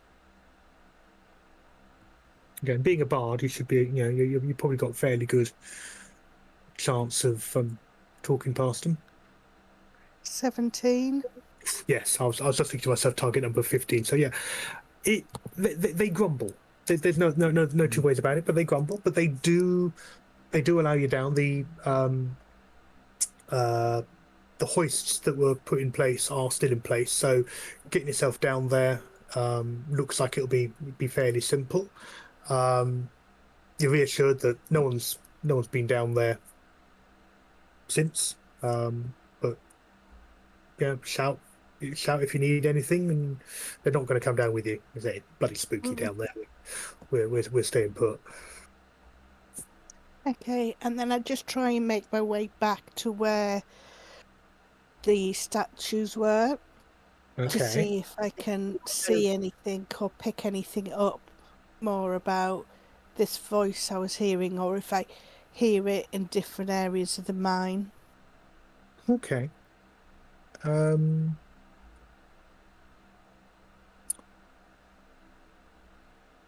Make a perception check for me.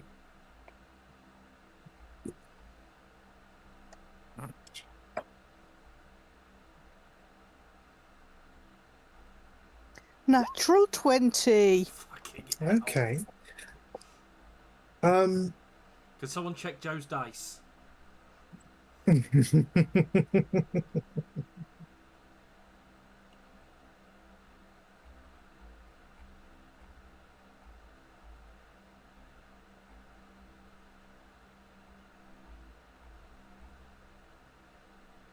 You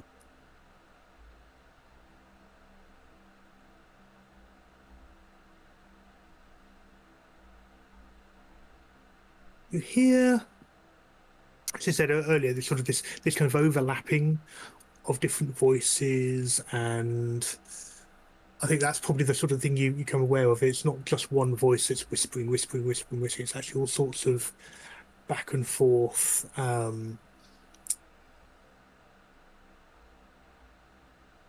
Promises, threats, all very vague, sort of right on the edge of hearing.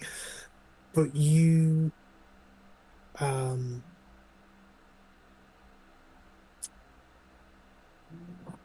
pick up a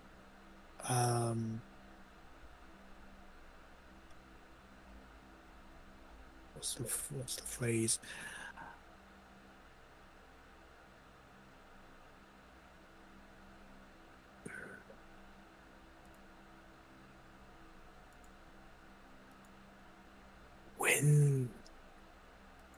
When the death comes, the stone will remain. Become as stone, endure what is to come.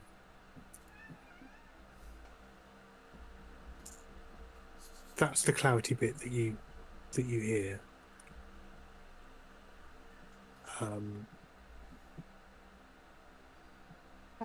I respond and go, endure what is to come? What do you mean?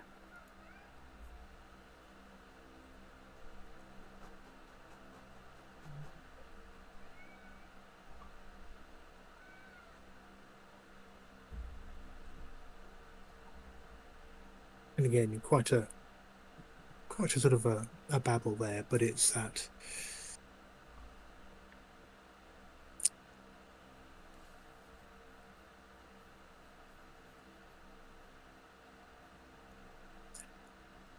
again, babble and the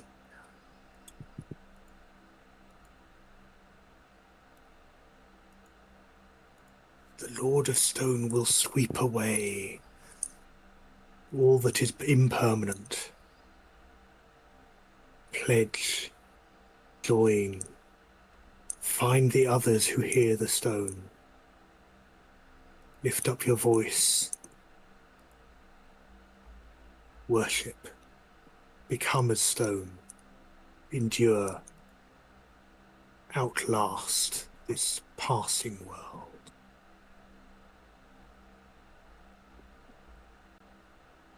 And then it sort of recedes. This kind of unnerves me, and so I make a rush back to the hoists and go back up and make my way back to the inn. Okay. Not a problem.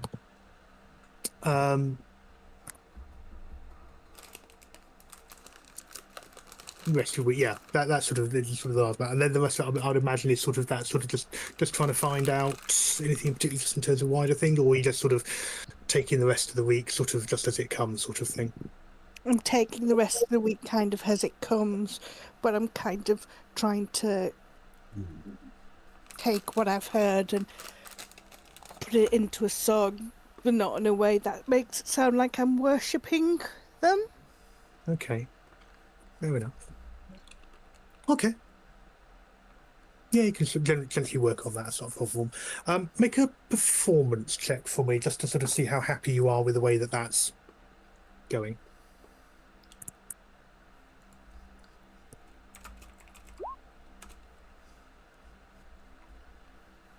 Okay, no problem. Yeah, there's a lot to go. You're not entirely happy with it. It's sort of but yeah, it's a work in progress. Okay.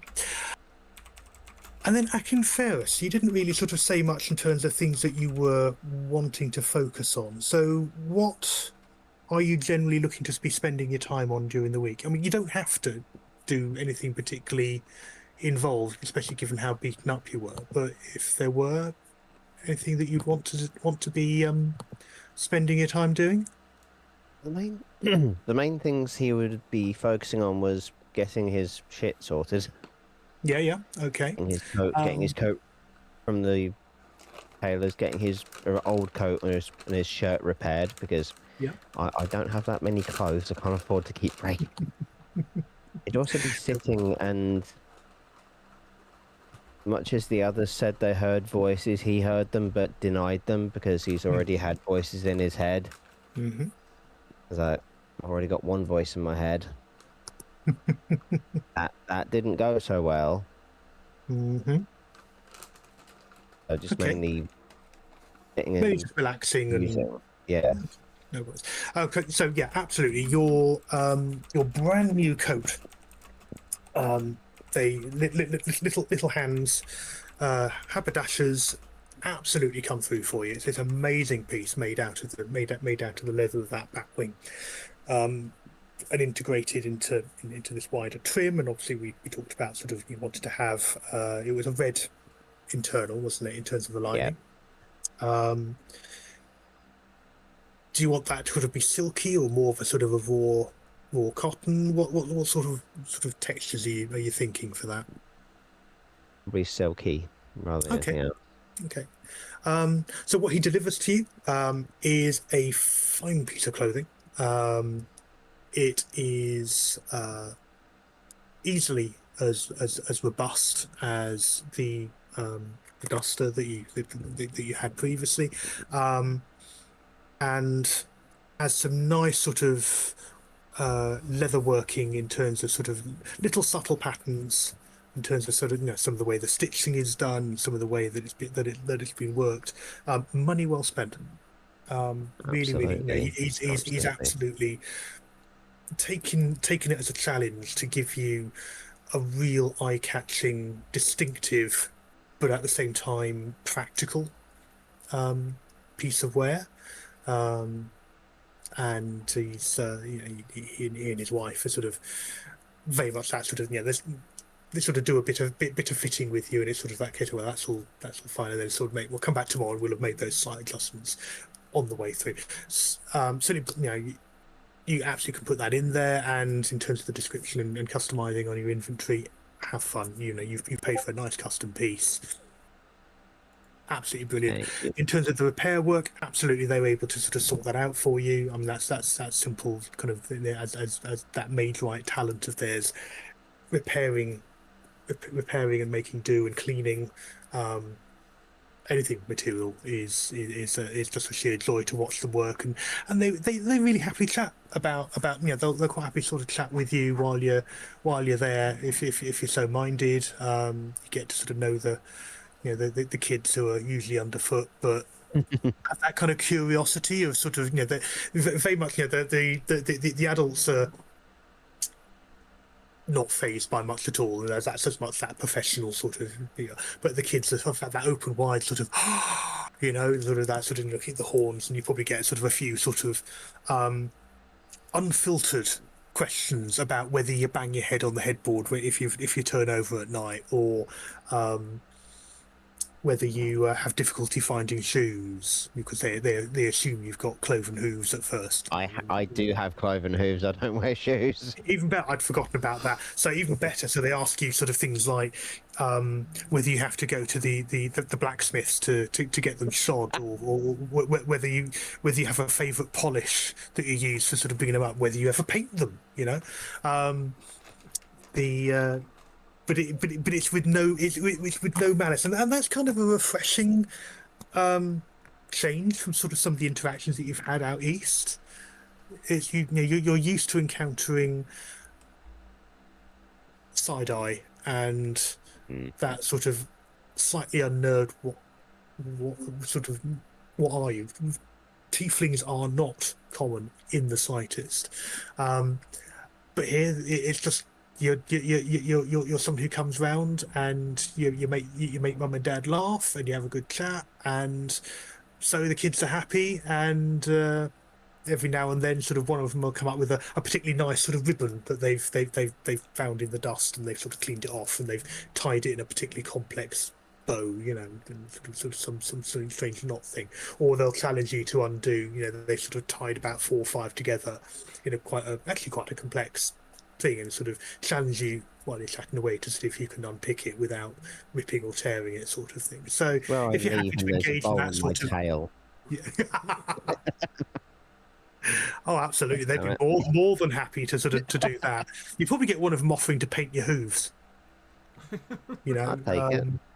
sort of, yeah, so they sort of, they sort of, you sort of by the end of the day, you're they've done it. I mean, they do a really good job. It's sort of this sort of matte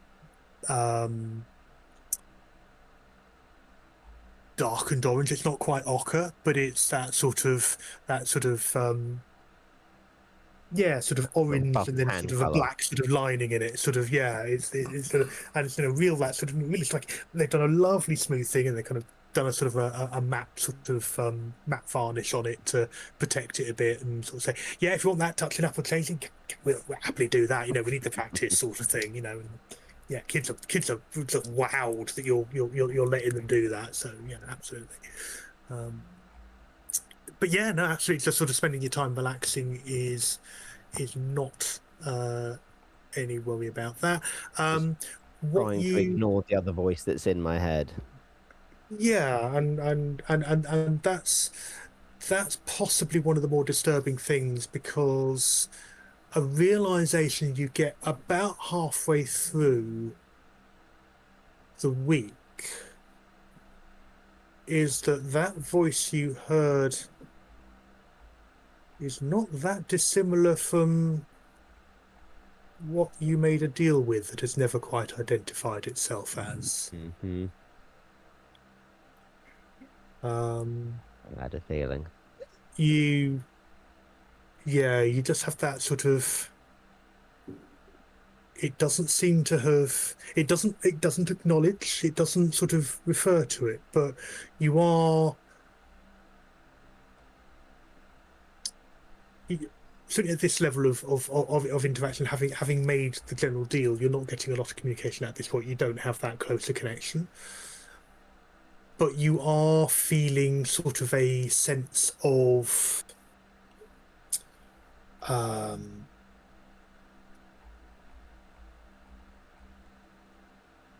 if it could be solved up in one word, it'd be resolve. Yeah. Just that urging of be strong.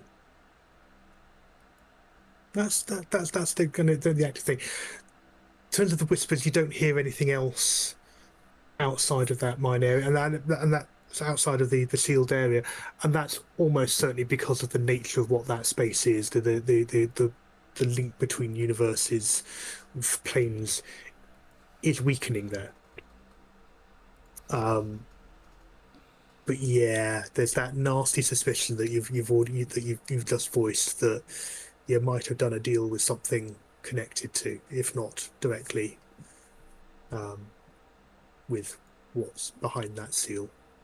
Is there any point I would have heard Gorink talking about them hearing it as basically? Well, I think what we can quietly do. I think probably not.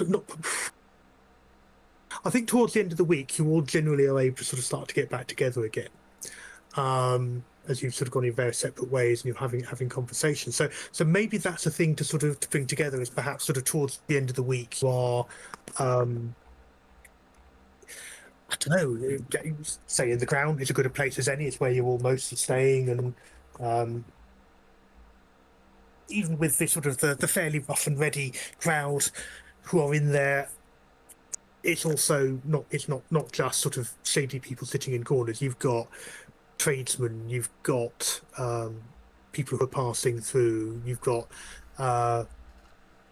you are so the stage today, instead of being the halflings that were there the first night, you've got you have an elf playing a stringed just quietly, no, not playing string, they're playing a flute, and sort of this sort of slightly sort of just quietly melodic, maybe slightly mournful, but not so much as being a case of, oh god, we're down the notes. It's just that sort of just quiet sort of straight, and they're sort of just quietly on a bar stool on the stage, and as they're playing, they have a minor magic that plays around them that illustrates the notes that they're playing. So it's almost like they're wreathed in this sort of glowing scheme of the notes that are flowing from their pipe. And so it's not hypnotic, but it draws the eye, and there's sort of they sort of gently pulse through different colours of the rainbow in turn. It's sort of that calming sort of aspect, and it sort of seems to have that wider feel on people. Cheek has returned from training and is sort of covered in dust. There's no two ways about it. He's been out on the plains, and he's sort of does a sort of a rough sort of pat down of stuff, but generally chatting away about how he's learned some sort of new sort of way of sort of doing a swing and then half reverse, and so he can sort of do this kind of cleaving thing and change direction more rapidly than he was used to. So he's got used to the weighting of the thing. And various sort of crude soldier's jokes that he's picked up along the way, some of which he can deliver with great aplomb, and others doesn't quite stick the landing on the punchline. Graska, what you doing? Probably joining at the Crown, and then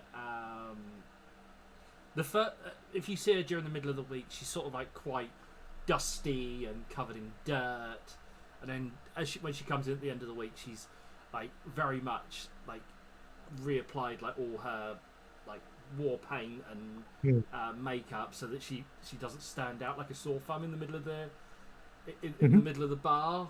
But she's very much, when you first see her, she walks in talking to like the working girls, and and like and then she comes back over to the crowd, like out like the group, and is very much really happy to see them, because the dead don't tend to talk back that often.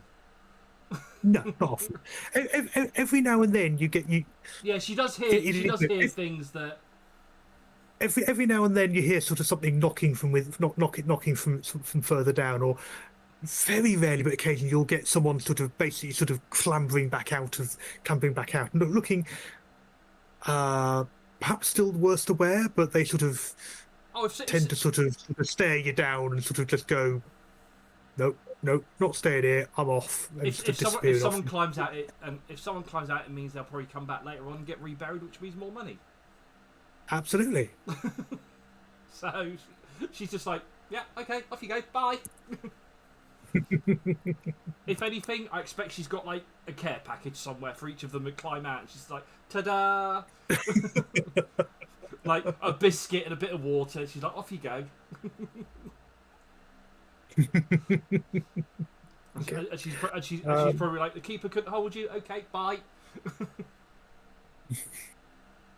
Yeah, and that's another thing, is that you I think one of the things you've picked up from Slab is that he's very much an adherent of the keeper, of death as he sort of follows this creed of gentle repose. I think of that guaranteeing of people moving on, of sort of not being particularly keen on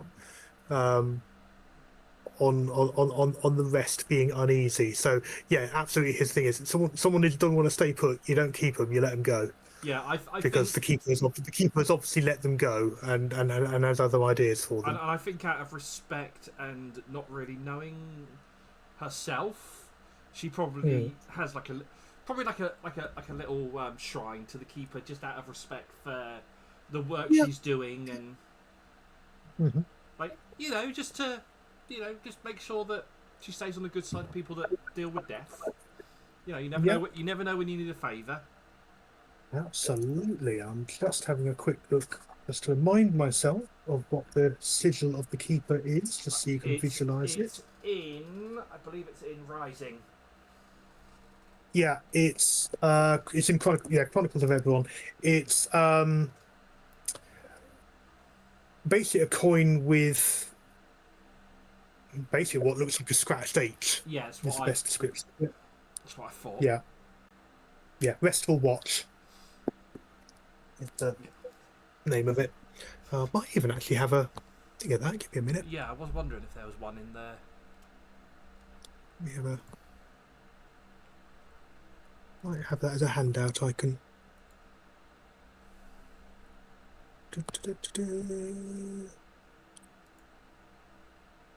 Player handouts.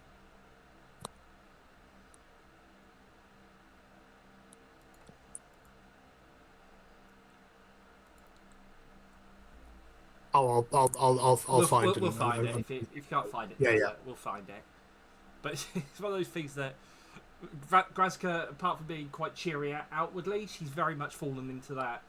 I'm a gravekeeper. I will do the things that gravekeepers do, etc., etc. Okay. She particularly enjoys going around and watering the plants that people leave for.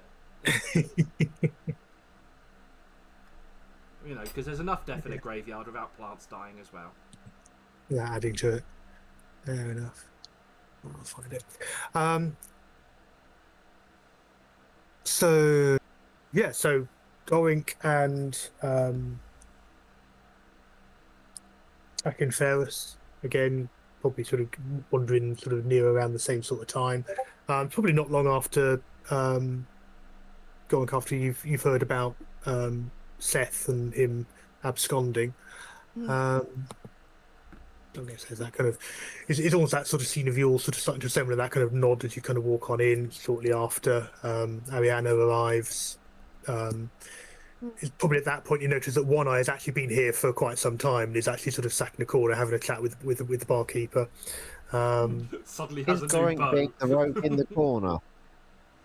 Sorry? Is Gorink being the is One Eye being the rogue in the corner? More like the rogue perching on the end of on the end of the counter.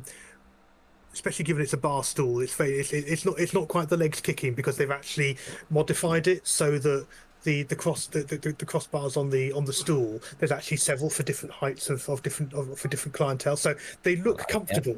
But gonna it's say, not a 'cause design he you've is seen tall. much outside this area. So there's no kicking little legs. It does actually look proportional. Ariana is. Oh, sorry. Go on. No, go on. You started. Go on. You went first. Ariana is very keen to regroup, and she's especially concerned for Gorink and Grashka because of what she learned about the voices from Tashka. Are you broaching that in any way, or are you sort of just when we get to it? I mean, ideally with the whole group, it's kind of like which is yeah. And so tries to find a reasonably quiet corner because we don't want to be super overheard. And I'll change the map to the bar, and then you can. And she does say, look, this is a little bit urgent, especially for Graska and Gorink. I really need to have a quick word. And assuming that everyone's cool about that, so let's say we sort of end up over here, so like just, I mean, not hiding, but just not. Yeah, got a table there, or one of the booths over here, or one of the booths. Where are the booths? Here. I just heard that. There we go. As something else. Here. Joe, how dare you? See, I told you it was Joe that was going to destroy everything. Yeah, going to bring the tone down. Absolutely. That's it. I mean, you said it was going to be me as well, so yeah. That's true. Yeah. Click on there. I mean, just organise yourselves around the table as you will. I'll populate the place with a few more people in a minute. So once everybody's at the booth, with drinks in hand or whatever. Not everyone's moved yet, but I couldn't even see I couldn't see everybody, so it's just like, there we go. Hey, there's a kitchen. What cat? And says, I've been having some really interesting chats with Tashka, and amongst other things, I asked about the voices that you guys heard, the two of you, and something that is super important is you really don't want to talk to them. Those voices are, as we suspected from Orlash and from other Dakir. And the more you talk to them and the more you hear them, the more likely that you are to either enter into pacts willingly or sometimes not willingly, that you become ensnared. You become like, eventually things like your internal organs will turn to stone. You'll still survive it and it'll be fine, but you really need to not be talking to those voices. Has anyone been talking to the voices since we last spoke? No. That was the cat falling off the desk. If you heard that. Boring. What the thud was. Have you been chatting to the voices? Maybe. Okay, I would like to recommend, I mean, if I had the power, I'd make it a demand, but you especially, Gorink, really shouldn't go back down there. Do not go back down there. You do not want to end up with a stony liver. No, but I've got a stony toenail. Yes, well, that's not good. Why do you have a stony toenail? I mean, is this recent or has it always been that way? Recent? Oh, for Gorink. Gorink. This is actually bad, really bad. As I say, you have already been beguiled, and you may have inadvertently made a pact with these demons, and I think we should be consulting someone, perhaps Tashka, to see what to do about this. This is not a trivial matter. I didn't make a pact with them. Well, they obviously feel differently. What are you talking about, Pact? I just asked what they meant by, what do you mean I need to join to stop, to endure what's to come? And in return, they turned your toenail to stone. This is not a good thing. These are Dakir, they're demons, they're devils, they're infernal offspring. They were banished by the gatekeeper druids, and the chances are very good that they're getting much closer to coming in. And it looks like it might be through you. What about you, Graska? Have you been consorting with voices? No more than normal. Yeah, okay, that was a dumb question. That comes under the you don't want to ask. Graska spends so much time in graveyard. Gotta talk to someone. I think I would recommend that we go and see Tashka, because she's the one who gave me this information. Because I really don't want any more of you turning to stone. You don't want to become like those creatures that attacked us. No. I hear that Goran go away and get stoned all the time.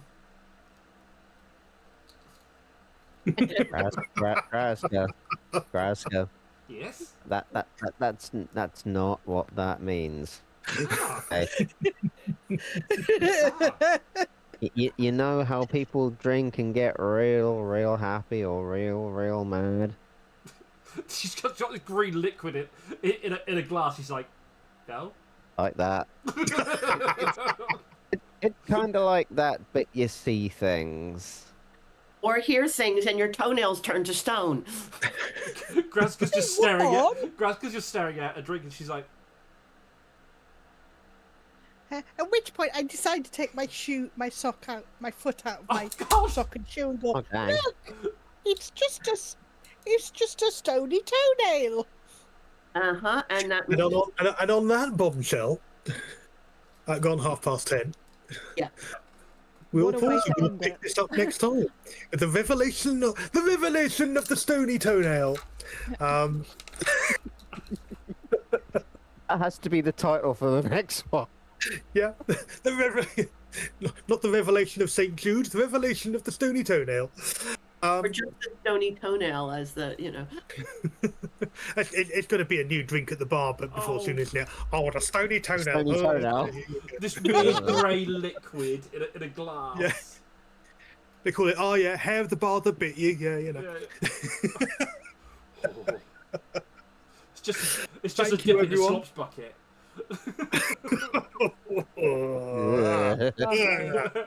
No. Oh, I've done so- far more. 21st birthday all over again. There's a bar in the U.S. somewhere, Western U.S., where they have this tradition of they've got a preserved toe in a bottle of whiskey or something like this, Yeah. and it's taking to join the club or whatever. You have to have a drink from the bottle with the preserved toe. They're on bottle / toe about 7 or 8 because people keep nicking it. Yeah. Where And do there you have get been your a toes couple of from? people who've actually drank it. Yeah. Oh yeah, there are people who drink it. Absolutely. Tom Scott did a whole video about it, which is hilarious because he doesn't drink. Anyway, that, though. back onto track. Everyone who's been watching, thank you, wonderful, good to see you as ever. Especially to chat on the Twitch. I don't tend to have the window open. So if you've said anything to me and no one's brought it to my attention, I've got no idea. I'm not ignoring anyone. It's just you've seen the distraction I've had as I've been bopping around between various windows and books and all the other bits of reference material I've got. But always lovely to welcome people back. And every now and then someone gives a shout out. We will return next week. I will do my best not to before. I'll talk to you in a moment. What's next week? Go on then. It's my brother's birthday, so I won't be around on Saturday. Oh God, yeah, no. Because Okay. everybody is saying we need to be out, and I'm like, okay. Okay. Fair enough. So a break next week, but it won't be due to me ending up in hospital. It'll actually be for something that's happening. So Probably lovely. me ending up in hospital. Well, let's Or try jail. not. Let's Or try jail. not. Yeah, one of Let's those. not do any of those, please. Okay. Nice to hear the spirit of anarchy for this group is already becoming renowned for is spreading well and truly into the game. I meant to say that the other way around. Oh well, never mind. Yeah, thank you. Giving your channel back. It's been a great session. I've been looking forward to this all week. Thank you, everybody. So have I. We will be back with other bits and pieces during the week, and all the other bits and pieces that you are used to. What else is there? That's about it at the moment, I think. Sure, there was something else that I meant to say, but we'll be back tomorrow, next week, all the other days, whatever. Thank you, Tim. Please try not to let the Grim Reaper catch up with you in the next couple of weeks. If I do, it'll be to give him a whiskey, you know. Yeah. Thank you, everybody. Take your meds. Stay hydrated. And from everybody here at the channel, including Morgan, who is probably asleep on the other sofa over there, get some sleep. Good night, everybody. Not at all. Night.